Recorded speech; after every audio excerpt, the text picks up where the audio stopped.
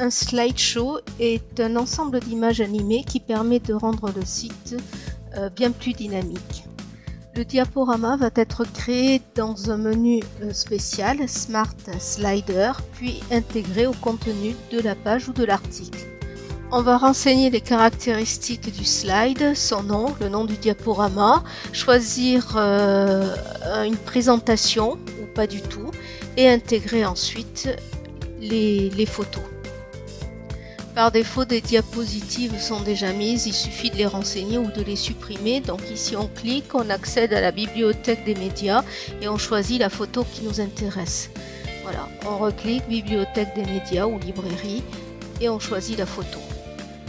Il ne faut pas oublier d'enregistrer régulièrement le diaporama pour ne pas perdre la production. Maintenant, on va agir sur les caractéristiques générales du diaporama. La manière dont défilent les slides, par exemple, la taille des slides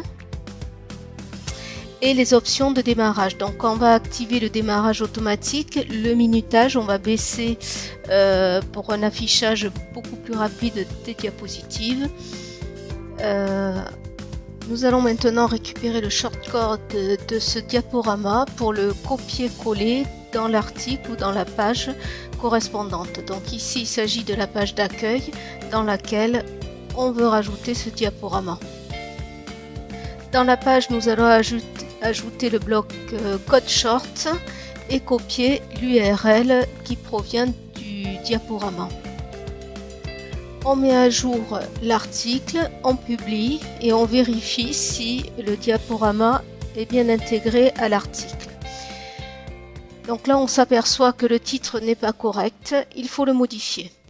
Pour modifier tout ou partie du diaporama, il suffit de revenir sur Smart Slider, de sélectionner par exemple la diapositive qui nous intéresse et d'apporter des modifications. Donc ici, la modification porte sur le titre dont on va changer l'appellation. Il ne faut pas oublier d'enregistrer toutes les modifications apportées, sinon elles ne seront pas prises en compte, bien évidemment. Je vais maintenant vérifier si les modifications ont bien été prises en compte. J'accède à la page et là, surprise, je n'ai pas enregistré mon article, donc le code, le bloc n'a pas été sauvegardé la dernière fois. Donc je refais l'action, je mets à jour cette fois-ci pour bien visualiser, voilà, le slider dans la page. Donc j'attends le changement et le changement, le titre y figure bien, la mission est accomplie.